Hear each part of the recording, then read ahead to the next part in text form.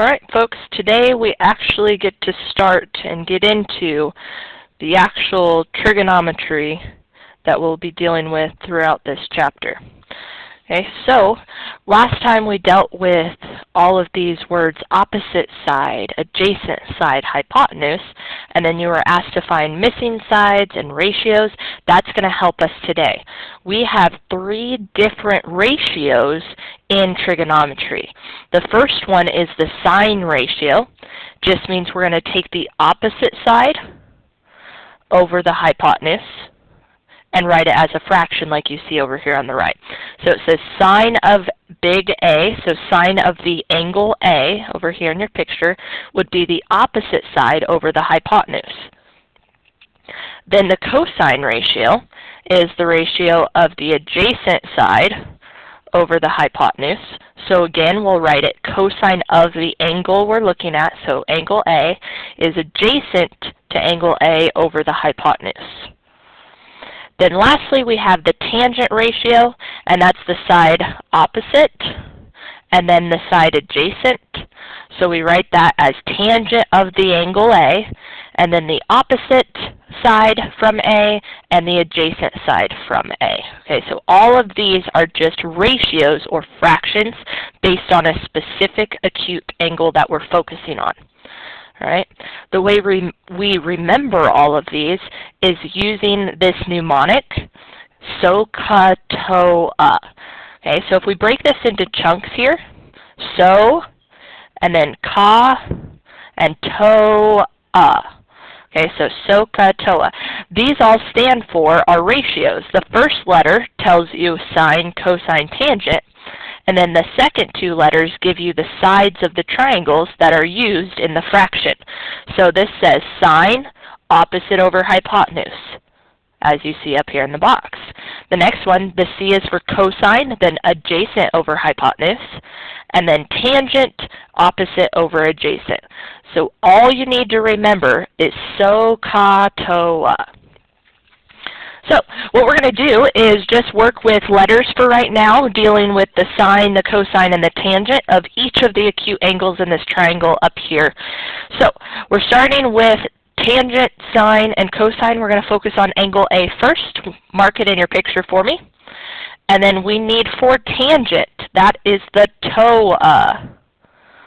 So that means we'll have the opposite side on top and the adjacent side on the bottom. Now we'll go look at our triangle and just show what letters represent the opposite side. So from angle A, opposite that over here is BC, or we could call that little a. And then we'll put the adjacent side. Okay, remember the hypotenuse is across from the right angle, and then the adjacent side is the other side that touches it other than the hypotenuse. So that is AC, or we could call it little b. Now I didn't put the little hats on these for segments because when we're talking about a ratio, we're using the numbers itself, so you don't really need hats here. Okay, so for this one, since we're just dealing with the ratio sides, I'm going to use these lowercase letters for the rest of them, just because most of the time we're going to be dealing with actual numbers, so we'll use more basic representation of those sides. Next one, it's sine of A. So sine uses the so in SOHCAHTOA. So S is for sine, then we have the opposite over the hypotenuse. Okay, going back to our picture, we want the opposite of A, that's little a, and the hypotenuse, which we call little c. Last one, cosine of A. So cosine here is the ka. So adjacent comes first over the hypotenuse. And back to our picture, the adjacent side touches but isn't the hypotenuse, so that's little b. And the hypotenuse itself is little c. Now, you'll notice I didn't mark the opposite and the adjacent in this picture because that's always dependent on the angle we're focusing on. And the next row asks us to focus on angle B. So now we're over on angle B. I want you to pause the video and find the tangent, the sine, and the cosine using these ratios and SOHCAHTOA. Tangent, as we see here, is opposite over adjacent, so opposite is B, adjacent is A. Sine, like above, opposite over hypotenuse. The opposite this time is B, hypotenuse stays C. And cosine, we want the adjacent over the hypotenuse. The adjacent here is little a, hypotenuse again stayed C. For the next part, we're actually going to use numbers, but do this exact same thing. Instead of being letters here, we'll have a ratio that is a fraction with actual values in it. So with this, we want to make sure that when we're done, we always have a reduced answer. Okay, so again, we've got sine, cosine, and tangent, but both we're dealing with all the way across here A, and then all the way across here B. So we're going to start out with focusing on all the ones that have angle A in it. So now, what we want to do for all of these is to use the SOHCAHTOA, so SOHCAHTOA, and write a ratio. So sine uses O and H. I've already got the sine written, so we need the opposite side over the hypotenuse. So looking in our picture here, the opposite side length is 8. And the hypotenuse is 10 here. Okay, go ahead and mark this right angle that was missing. We need that on there to determine which one the hypotenuse is. Okay, and that is 10. Okay, this is what I was talking about with fractions. We have to go ahead and reduce that to 4 over 5. Next one is cosine, the C, and then A-H. Okay, so A, the adjacent side here is 6, touches but not at the hypotenuse, and then the hypotenuse itself is 10. Once again, we want to reduce to 3 over 5. Last one, we've got tangent of A, so that's TOA.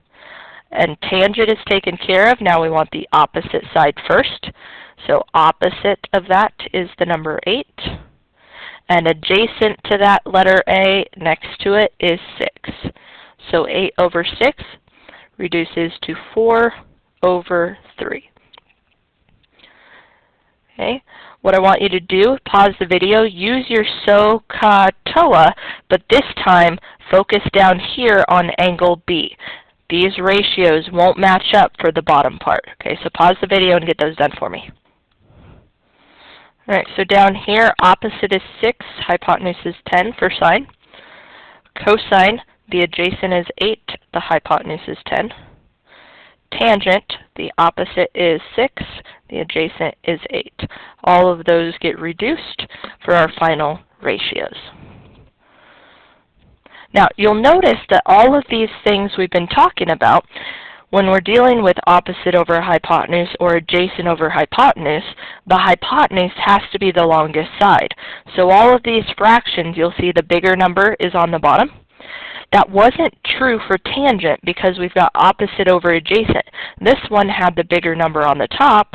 This one had the bigger number on the bottom. Okay, so what that means is for sine and cosine, all of your answers have to be fractions or decimals that are less than 1. When the bigger number's on bottom, you have to have a value that's less than 1. For tangent, we could get any sort of number in the world. And we're going to take a look at that in terms of things we'll approximate with our calculator. Okay, so on the next part here, you'll notice we're supposed to find the sine of specifically a 45-degree angle. Well, we don't know what the other pieces of the triangle are, what the sides are, so our calculator is going to help us with this and tell us the ratio of the sides. Okay, so you'll find 3 buttons on your calculator, sine, cosine, and tangent, and they should all be in a row, and that doesn't matter what calculator you're using. And then we just hit sine of 45, enter. Notice that is a decimal, but it does look like it's lower than 1. It's point something, so that works out for us.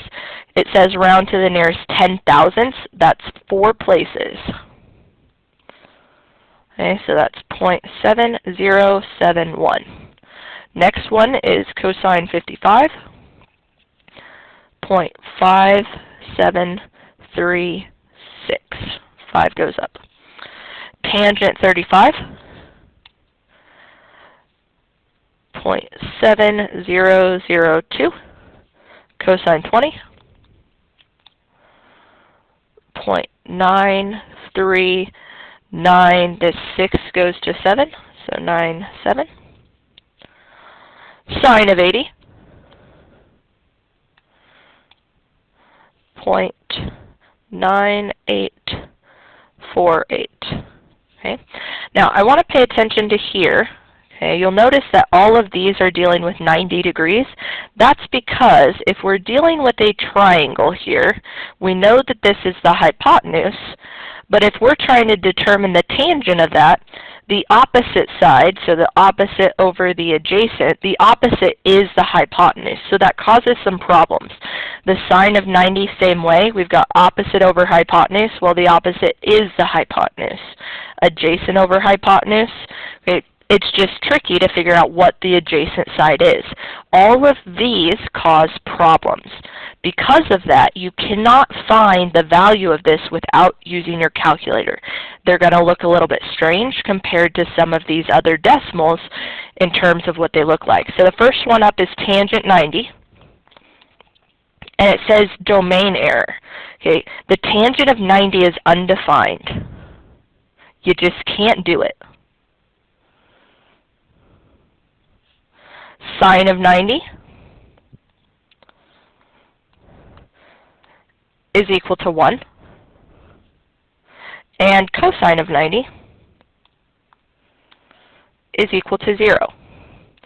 So on your homework, when it's asking you to find the sine, the cosine of tangent for, say it's A, B, C, and if it asks you for tangent of B, if you ever notice that your letter is on a right angle, you'll have to realize that that's something you type in your calculator to get the answer for. Just do tangent of 90 or sine of 90, okay? All right, now we're going to apply this again using SOHCAHTOA.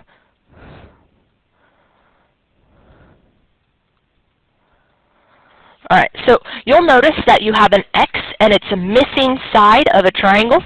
Normally, to find a missing side of a right triangle, we use Pythagorean theorem. But in order to use that, we need to know two of the other sides. In this case, we don't have two sides, we only have one. But we were given an angle as well. So in sine, or in this SO part for the sine, it says opposite over hypotenuse. As long as you know one of those and the angle, you can use that to solve for the other missing side. Okay? So what we're going to do, immediately when you see the triangle, I want you to mark the acute angle like I did here. And then from there, we're going to label the sides opposite, adjacent, hypotenuse, but we're only going to label the sides that have something written on it. So either a number or a letter. Okay, we won't need to label this blank one, and that'll help identify which of those three ratios we need to use. Okay, so starting out across from the 90 degrees, we know is always the hypotenuse, and then this X touches the angle, so it is adjacent. I see the letters A and H. That tells me I'm using the CA. Since I have this written down, I know that the C tells me cosine. Remember, and I'll go back to these last ones to show you, after the sine or after the cosine, we always just put the angle. On this first part, the angle was a letter because there was nothing written in the picture for us. This time, we know that the angle is 40. So we'll say cosine of 40. And then we set it equal to that ratio because sine, cosine, and tangent are all ratios. So our ratio for cosine looks like adjacent on top, hypotenuse on the bottom. Our adjacent side here on our triangle says X. And then on the bottom, it says hypotenuse, so 10. Our job is to solve for X. Now this says X divided by 10, so X is not by itself right now. We have to multiply by 10 on each side to get rid of that. Now this X is by itself, and we've got 10 times the cosine 40. Because x is by itself, we can type this into our calculator. Okay, so we'll say 10 times cosine of 40. And that gives us 7.7 for our answer. Now we want to make sure this number makes sense looking at our picture here. Notice the hypotenuse is given to us as 10. We know that is the largest side. So our number makes sense because it's smaller than 10. Looking at the next one, we're going to start the same way by marking the angle and marking the two sides compared to that angle. So this across from the 90 is the hypotenuse, and then over here doesn't touch at all, it's opposite the angle, so it's our opposite side. Now we've got the letters O and H. Remember in our SOHCAHTOA, that's the S, which tells us sine. So we'll say sine of the angle, our angle is 52, equals, then our ratio is right here, O over H. So our opposite side goes on top, X, and our hypotenuse goes on the bottom, 12. Again, X isn't by itself. We need to multiply by 12 to get rid of that denominator. And then X is left alone over here, 12 times the sine of 52. Now that X is by itself, we just get to type this in our calculator.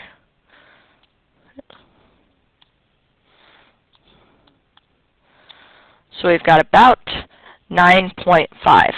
Again, look at your picture and make sure your number makes sense. Hypotenuse is 12. Our side should be smaller than that, so we're good to go. Number 17. We're marking our angle. Go ahead, label the two sides based on opposite adjacent hypotenuse, and I want you to try this one by yourself. Okay, so pause the video and get that done. All right, for this one we had opposite and hypotenuse, so that's sine of 20 equals the opposite was x, hypotenuse was 15. Multiply by 15 on both sides, and we've got 15 sine of 20. That rounds to 5.1, which makes sense because we had to be less than 15 here. Now, number 18 is just a little bit different.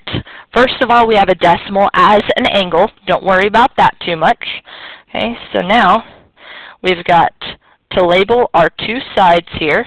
But this time our hypotenuse is missing. That's our x, and that's going to change a little bit how we solve our problem.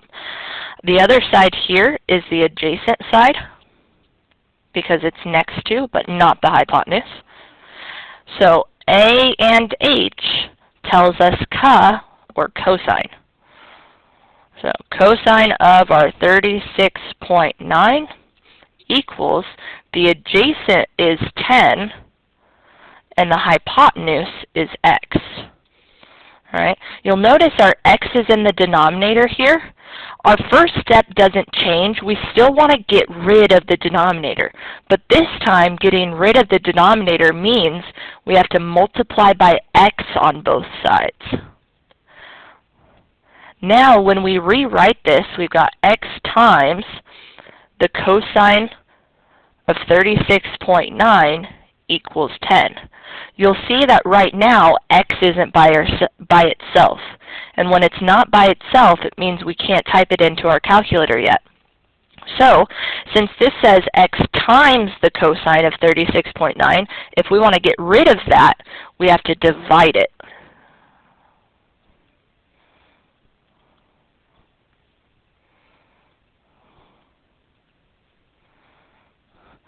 And then we're left with our x equals 10 divided by cosine 36.9. And that's what we'll type in our calculator since x is now by itself. So it's 10 divided by cosine 36.9. Our answer here is 12.5. And you'll notice, since it is our hypotenuse, we should expect it to be bigger this time than the given side that was adjacent there at 10. All right, number 19 here. Mark our angle. We've got 7 is opposite. X is adjacent. O and A means TOA, tangent. So we've got tangent of our angle, 35 degrees, equals, then we've got opposite over adjacent. So opposite side here is 7, adjacent side is x. Once again, we've got x in the denominator. First step is to get rid of the denominator, so multiply by x on both sides. Let's go ahead and rewrite that. We've got x times the tangent, 35, equals the number 7. From here, we can't type it in our calculator until x is by itself. This says x times tangent 35, so we have to divide to get rid of it.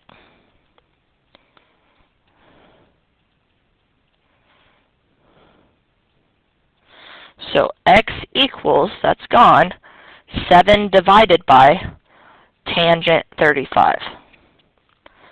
So 7 divided by tangent 35.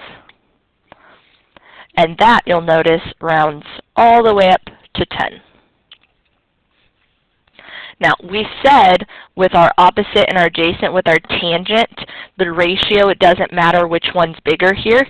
So what you can look at is these two angles together have to add up to 90. If I take 90 minus 35, I know that this other angle here is 55 degrees. So since the 35 is across from the 7, this angle 55 is bigger. That tells me x should be bigger than that 7, and it was. Okay.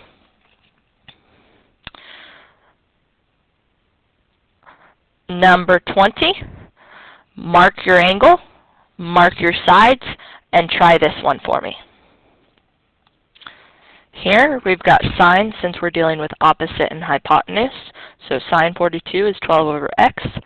We're multiplying the x over, then dividing by that sine 42 so that we have x by itself as 12 divided by sine 42, giving us 17.9 for our hypotenuse.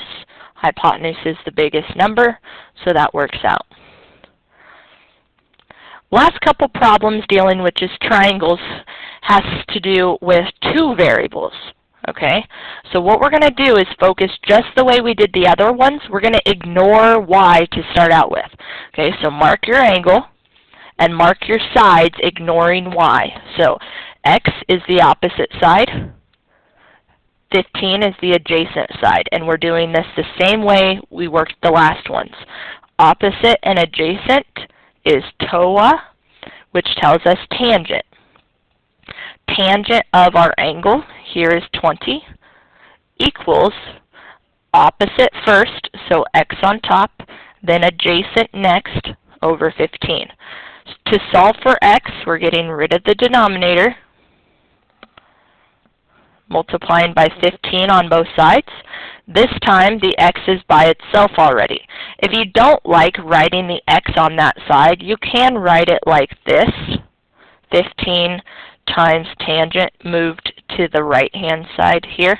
That's okay. You can flip those around if you like it better on the left. Okay, but since x is by itself, we get to just type it in. And that gives us about 5.5. Now, when we have this 5.5, we have the option to use Pythagorean theorem now that we were talking about. When you know two sides, you can find the third with Pythagorean theorem.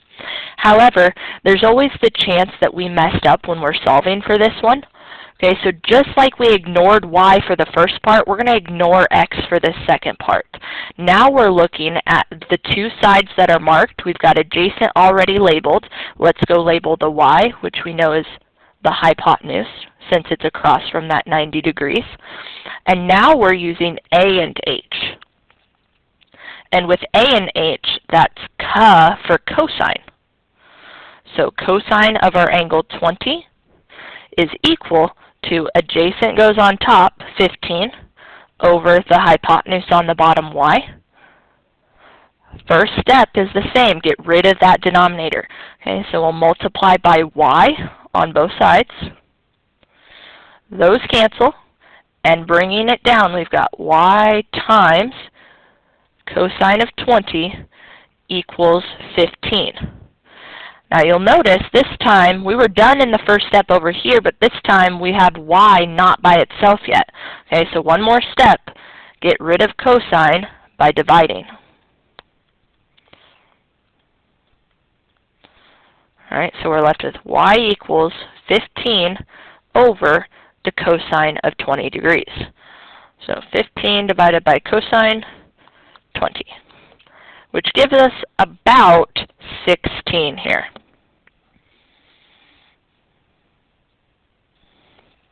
Alright, looking at our numbers, 5.5 makes sense. 20 is a small angle. It's across from the small side. Hypotenuse is the biggest number or the biggest side. Okay, check to make sure your numbers are reasonable. That's going to help you make sure, one, that you picked the right ratio, but also that you solved your problem correctly. You did your math right. All right, the last triangle is yours. Pause the video and get that one done for me. We've got sine for the first one, cosine for the second one, and 10 and 17.3. Hopefully you noticed that across from the 90, our hypotenuse is on the bottom for this one. So that changes a little bit how we do the problem. Okay? These next two problems, we're going to go ahead and apply what we just learned about solving for a missing side of a triangle in terms of real-life problems. So the first one here, we've got Bree is trying to figure out how tall the radio tower by her house is. She's standing 1,000 feet away from the base and is looking up at an angle of 31 degrees. We want to know approximately how tall is the tower. So the first thing we want to do is go ahead and add a ground to this picture. We don't want this tower floating in the air. Okay, so grab your pencil and make a ground happen. Okay, then Bree is also going to be standing on the ground here, and it says she's standing 1,000 feet away. So we're going to go away from the tower, whatever we call 1,000 foot, to put Bree. And then that distance on the ground gets labeled with the 1,000. All right. Now, somehow out of this, we have to make a triangle. So this point from Bree to our distance on the tower here, and I'm putting it in the middle because our goal is to find the height of this tower. Okay, so a piece of our triangle has to go straight through here. We want the highest point, and that goes through the middle. Okay, so our distance here is 1,000. Then we've got this side of the triangle, and hopefully you see if we've got our 3 points, we just have to make sure we connect them. Okay, so we'll also need one from Bree to the top of the tower. And you'll notice here we've got a right triangle. Let's put our right angle box in it. Now it also says that Bree is looking up at an angle of 31 degrees. Now we're going to do some problems here where the height of Bree matters, because normally when we're looking at something we look from our eyes, so we might have to draw our triangle up a little bit higher here. But for now, it did not tell us the height of Bree in this problem, so we're assuming it doesn't matter. Okay, so we're starting from the ground, and then it's up to 31 degrees, so our angle gets to be 31 right next to Bree here. Then we want to know how tall the tower is. Okay, tall is always a measure of height. It's going to be vertical. So our x there is our vertical side. Now we've got a problem just like all the other ones we've been working on. We're solving for x, so we need to mark our angle and mark our sides that have numbers or letters on them. So here the x is our opposite side from that angle, and this 1,000 is the adjacent side. So then we've got O and A. That means TOA, or tangent. Tangent of our angle, 31 degrees, equals O comes first, which is x. A comes next, which is 1,000. And we just have to solve for x. So multiply by 1,000. Multiply by 1,000 over here. On the right-hand side over here, they cancel, and we're left with x equals this 1,000 times tangent 31.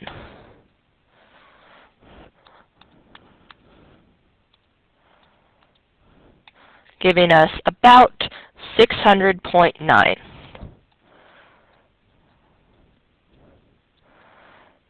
Since our 1,000 had a label feet, our height here of our tower is going to be in feet as well.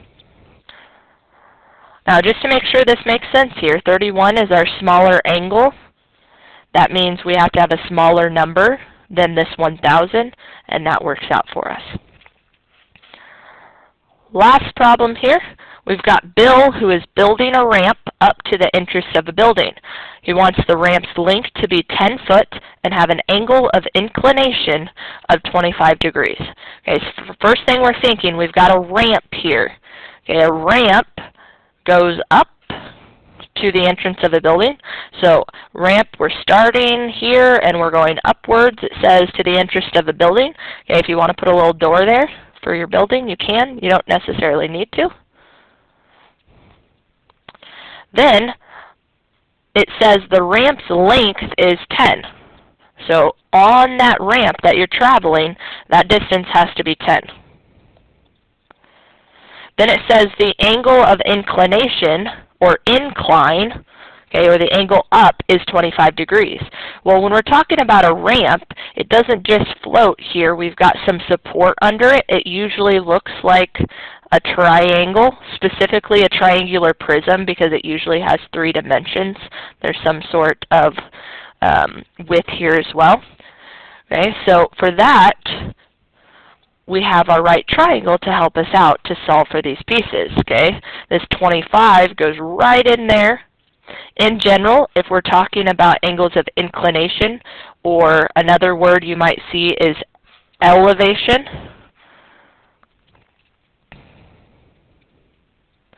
that's going to be up from a horizontal. So looking in our triangle, we've got this horizontal piece. The acute angle we want to put next to that horizontal piece, whereas this one has a vertical piece, so we won't use that one. So now that we have that, part A says, how high is the ramp? Remember, how high is the vertical distance, or how tall? Okay, so it's x over here, and it becomes a problem just like the last one. We've got the opposite, and we've got the hypotenuse this time. So O and H. That's sine. Sine of 25 equals, opposite comes first, x, then hypotenuse comes next, over 10. And we just have to solve for x. We'll multiply by 10 on both sides, and that takes care of it because now x is by itself. So in our calculator, we're taking 10 times sine of 25, which is about 4.2.